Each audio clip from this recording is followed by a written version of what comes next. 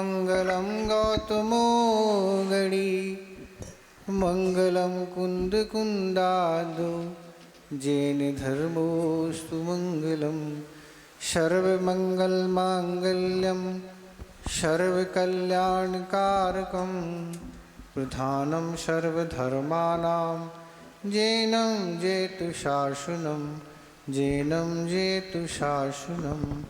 देवादिदेव 1008 श्री पारसनाथ भगवान की जय। आचार्य गुरुदेव श्री विद्यासागर महाराज की जय। आचार्य श्री समय सागर महाराज की जय। मुनि श्री विमल सागर महाराज की 3 कम 9 करोड़ महाराजों की। बड़ी परम पूज्य मुनि श्री अनंत सागर जी महाराज की, धर्म सागर भाव सागर जी महाराज की जयकारा गुरुदेव का, सिद्ध चक्र महामंडल विधान की।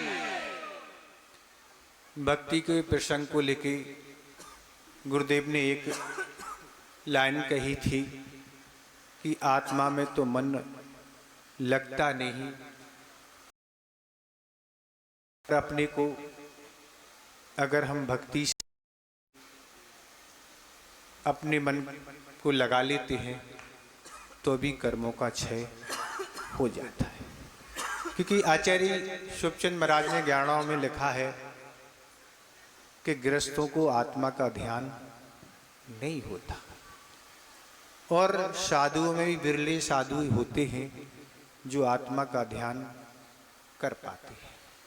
तो गृहस्थों को तो वही आलम्बन है इस संसार के अभाव करने के लिए कि अगर अपने मन और तन और वचन को अगर वह भक्ति से जोड़ लेता है तो वह भी परंपरा से मुक्ति को प्राप्त कर लेता है। तो गुरुदेव ने तो यही कहा था कि आत्मा में मन लगता है, पर अगर भक्ति भी हम अगर मन वचन काय पूर्वक लगाते हैं तो इस संसार का क्षय कर सकते हैं। भक्ति के प्रसंग में केवल गृहस्थों ने ही इसका आश्रय नहीं लिया, बड़े बड़े आचार्यों मुनियों ने भी आश्रय लिया। जब उन पर अशाता कर्म का योग बना और उन्होंने जैसी भक्ति की तो वह अशाता कर्म समाप्त होके शाता कर्म का उदय आने से सारी विपत्ति दूर हो गई। ऐसे आगम में अनेक उदाहरण आपको पढ़ने मिलेंगे। तो ऐसी यह भक्ति है कि भक्ति के माध्यम से हम इस संसार को समाप्त कर सकते हैं, इन विपत्तियों को समाप्त कर सकते हैं। आचार्य मांगतिंग महाराज ने तालों के अंदर, आचार्य मांगतिंग महाराज को तालों के अंदर बंद रखा था, पर उन्होंने कोई हथौड़ा नहीं उठाया कि हम इस हथौड़े से इस ताले को तोड़ दें। कोई भी उन्होंने देवों को याद नहीं किया, किसी को भी याद नहीं किया कि राजा पर प्रहार हो, किसी भक्त को नहीं बुलाया, पर उन्होंने भक्ति रूपी हथौड़ा जरूर उठाया। उस हथौड़े से वह सारे के सारे ताले खुल गए। तो ये भक्ति का ही चमत्कार है। अभी तक हम बासा में रह रहे थे और प्रसंग के अनुसार हम यही कह रहे थे कि बासा वाले तो बासा खा रहे हैं। पूर्व में इन्होंने बासा पुण्य किया था, वह खा रहे हैं, पर अब उनकी बुद्धि कुछ जागृत हो गई। अब उन्होंने ताजा भी बनाना प्रारंभ कर दिया है। अब वह ताजा बना रहे हैं तो बासा तो उनके पुण्य में चल ही रहा है, पर अब जो वह पुण्य का संचय करते चले जा रहे हैं वह आगामी जीवन में उनके काम में आने वाला है। गुरुदेव ने यही बात कही थी कि हम जो भी भक्ति आराधना पूजा आदि करते हैं उससे ऐसे पुण्य का संचय होता है कि वह पुण्य पीछे कहीं छोड़ते ही नहीं। जहां भी आप जाएंगे पुण्य पीछे लगा रहता है। सो आपको सब धन वैभव और सुख शांति के साधन और सारी अनुकूलता बनी रहती है। देवों में यही स्थिति होती है। जब देवगति में सभी देव उत्पन्न होते हैं, पर एक के वैभव बहुत अच्छे होते हैं। आचार्य महाराज कहते हैं कि गाड़ी में दोनों बैठे हैं, ड्राइवर भी बैठा है और सेठ जी भी बैठे हैं, और दोनों सफ़ेद कपड़े पहने हैं, पर दोनों की क्वालिटी में बहुत अंतर है। सेठ जी की हजारों रुपये मीटर के वह कपड़े हैं, पर ड्राइवर तो सफ़ेद पहने हुए वह साधारण है। इसी तरह इस पुण्य के बदौलत भी ही देवों में वस्त्र और आभूषण आदि सामग्री पाई जाती है। जो पुण्य यहाँ जैसा करता है, अगर काम चोरी करता है, ऐसे ही ऊपरी ऊपरी भक्ति आदि करता है, तो देवों में तो उत्पन्न हो जाते हैं, पर अच्छी क्वालिटी की सामग्री नहीं मिलती है।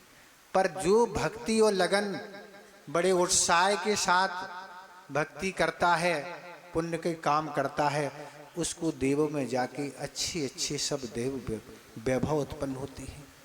मनुष्य में रह के तो बहुत पुरुषार्थ करना पड़ता है।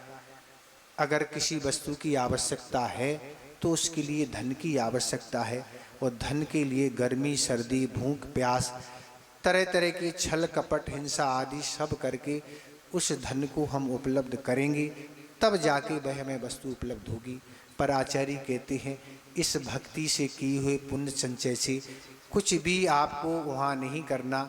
10 प्रकार के कल वृक्षों से आपको जो भी चाहिए है सारा का सारा हर वस्तु आपको उपलब्ध हो जाएगी। तो ऐसे भक्ति करने के लिए आप सम्मिलित हुए हैं। लोग कहेंगे छोटा सा, बहुत छोटा सा बासा ग्राम है, पर लग नहीं रहा है कि बहुत छोटा सा ग्राम है, क्योंकि उनका उत्साह बहुत अच्छा है और पुण्य कार्य की इनकी भावना थी।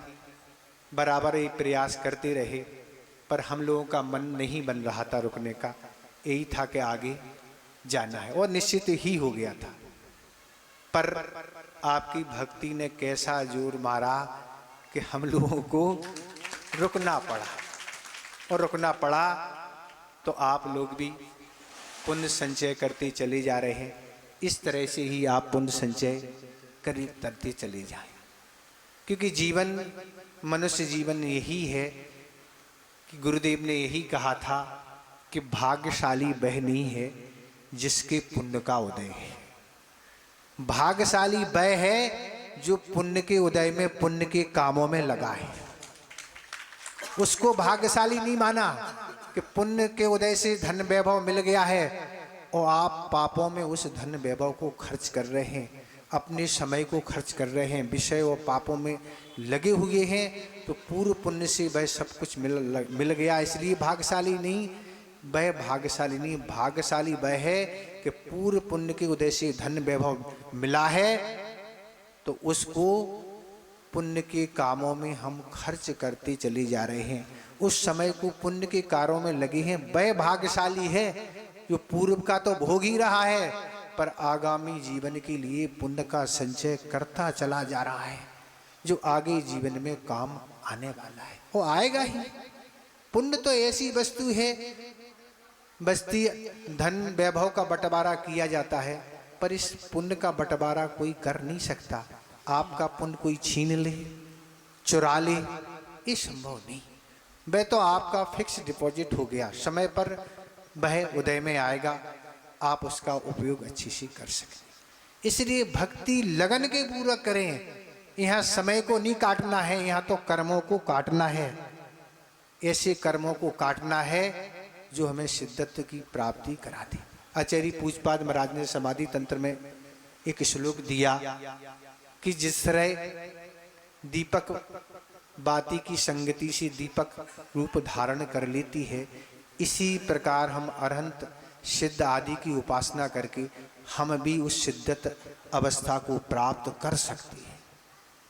इस तरह की स्थितियां घटित होती हैं कि आचार्य समदभद्र महाराज ने तो विद्या स्तुति में लिखा है कि हे भगवान, हमें गुप्ती की आवश्यकता नहीं और न हमें किसी की आवश्यकता नहीं, हमें तो भक्ति करने का विषन है। संसारी प्राणी में अनेक विषन होते हैं, पर हमें तो एक भक्ति करने का विषन है, और उस विषन के माध्यम से हम आपको प्राप्त कर लेंगे और मुक्ति को भी प्राप्त कर लेंगे। तो ऐसे विषन के धारी वह आचार्य समदभद्र महाराज थे। संसारी प्राणी में अनेक प्रकार के विषन होते हैं, जो संसार को बढ़ाने वाले होते हैं, जो संसार में कष्ट देने वाले होते हैं। पर आचार्य श्रीमद् भद्र महाराज को ऐसा विषम था कि एक नहीं, उन्होंने अनेक स्तुति परक ग्रंथों की रचना की। स्वयंभू स्तोत्र तो है ही, विद्या स्तुति भी है, देवागम स्तोत्र है, और भी बहुत सारी कृति उन्होंने लिखी। इसलिए लिखी कि भगवान इससे भी कर्मों को समाप्त किया जा सकता है। तो ऐसे ही एक स्थिति है। एक प्रसंग हम आपके सामने लाते हैं कि इस भक्ति करने से क्या क्या चमत्कार होते हैं। पूर्व कर्म में इतना, पूर्व पर्याय में इतना पुण्य नहीं किया कि जैन कुल में उनका जन्म हो, पर जैन कुल में जन्म ना हो के अन्य जगह उनका जन्म हुआ, और दोनों पति पत्नी के रूप में वह रहती थी। विवाह संपन्न हो गया और कुछ दिन उपरांत एक बालक का जन्म हुआ। पत्नी तो चूंकि अदर समाज में उत्पन्न हुई थी, उसका विवाह भी अपने समाज के अनुसार हुआ था, पर जैन धर्म के जो पालन करने वाले आसपास के लोग थे, उनकी संगति से उसने जैन धर्म स्वीकार कर लिया था। और विवाह होने के बाद उसने अपने पति को भी जैन धर्म की सारी विशेषताएं बताई कि जैन धर्म बड़ा विशाल है, उसकी उपलब्धियां भी बड़ी विशाल है, और बड़ी हम तो आस्था के साथ इस जैन धर्म का पालन करते हैं। और ये सारी बातें बताते हुए उसने अपने पति को भी जैन बना लिया। दोनों जैन बन गए, और जैन होने के नाते बालक को भी इस प्रकार के संस्कार देना प्रारंभ कर दिए। पर एक बात मन में थी कि आखिर पुत्र तो उत्पन्न हुआ है, पर आखिर इसमें क्या अच्छाई बुराई है ये भी जानना आवश्यक है। वह दोनों पति पत्नी एक ज्योतिषी के पास पहुँचे, उससे पूछा कि जो बालक इस दिन इस तिथि को उत्पन्न हुआ है, इसमें क्या विशेषताएं हैं। तब उस ज्योतिषी ने यही बताया, ये बालक त्रिलोक पूज बनेगा। इसमें इस तरह की क्षमता, इस तरह का पुण्य लेके आया है कि ये त्रिलोक पूज बनेगा, अर्थात तीनों लोग इसकी पूजा करेंगे। बालक को उसकी योग्यता बढ़े, इसलिए तरह तरह के जैन धर्म के अनुसार उसको संस्कार देना प्रारंभ कर दिए, और इस तरह बालक बड़ा हो गया। एक दिन वह घर से बाहर बगीचे में गया, और बगीचे में एक उसने दृश्य देखा कि एक सर्प मेंढक को अपने मुख के अंदर कर रहा है। बालक को देख के बड़ा बुरा लगा कि ऐसी स्थिति हो रही है। ठीक इसी तरह बलवान लोग निर्बल शरीर वालों को समाप्त कर देते हैं। काश इसी तरह हमारा भी जीवन कभी समाप्त हो जाए तो ये भाव हमारा बेकार हो जाएगा। इसके लिए कुछ उपाय करना चाहिए। उसके लिए वह एक श्रेष्ठ गुरु की खोज में पहुंच गया, और उसे एक दिव्य गुरु राज का दर्शन हुआ। उसने जाके नमोस्तु करके सारी बात जो भी बगीचे में घटित हुई थी रख दी, और अपना निवेदन भी रख दिया, गुरुदेव बस हमें अपने कल्याण के लिए आप दिगंबर दीक्षा प्रदान करें। गुरुदेव ने उस बालक का होनहार समझ लिया कि आगामी किस ऊंचाई को यह छूने वाला है, और दिगंबरी दीक्षा प्रदान कर दी। और वह सारी चर्या भी उनको बता दी, ग्रंथों का स्वाध्याय कराना प्रारंभ कर दिया, और ऐसे करते करते उनमें ऐसी सिद्धियां हो गई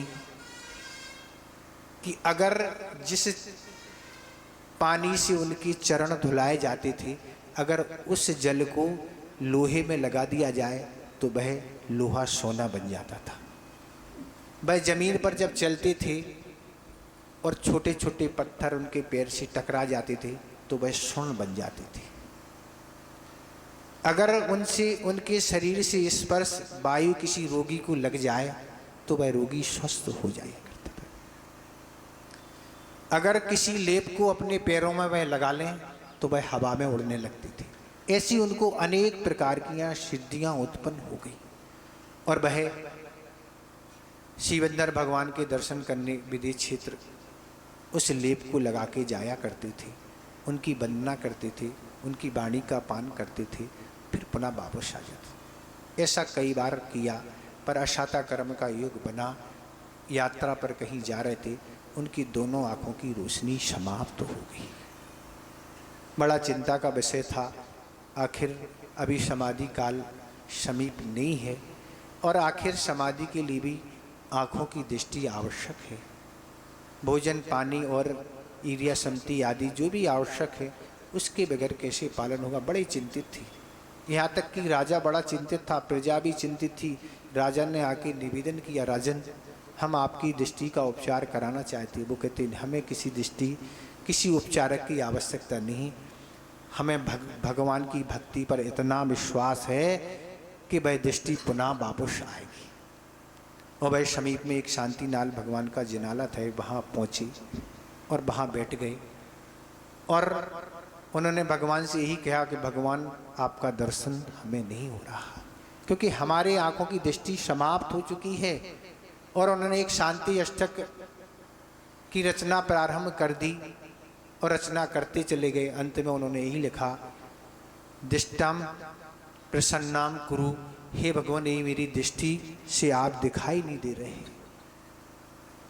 और जैसे ही उन शब्दों को उनने पढ़ा, दोनों आंखों की दृष्टि पुनः वापस आ गई। कौन थे वो? आचार्य पूजपाद महाराज। तत्वार सूत की सप्रथम टीका लिखने वाले अगर कोई हैं तो आचार्य पूजपाद महाराज, जिन्होंने भक्ति के माध्यम से ऐसा एक चमत्कार कर दिया कि वह दुनिया को एक क्या लगता, असंभव कार्य लगता है। पर आचार्य कहते हैं असाता कर्म के कारण ही सारी विपत्ति आती हैं, पर प्रभु की भक्ति करने से वह असाता कर्म भी भाग जाता है। और इस तरह ऐसे अवसर को आपको लाभ उठाना चाहिए। आपको ऐसा क्या मिला है, सिद्ध चक्र विधान करने का अवसर मिला है, तो इसमें समय और काटते नहीं हुए आपको मन को अच्छे बनाते हुए ऐसे पुण्य का संचय करें कि आगामी जीवन में वह काम करते हुए मुक्ति का कारण बने। इतने हम पर्याप्त समझते हैं। अहिंसा परमो धर्म की।